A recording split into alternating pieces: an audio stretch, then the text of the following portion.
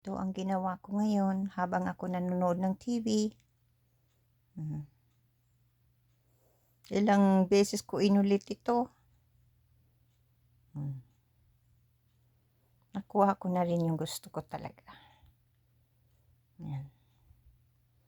Papamigay ko ito. Relatives ko sa Pilipinas. Okay. Nag-enjoy ako magawa ng mga ganito, necklace, semi-precious jewelry, stone. Yan. Full light ito. Yan. Ang ganda oh. Black and red, black and white. Ganda talaga oh.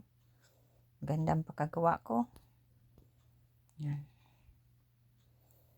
Yep. God bless everyone.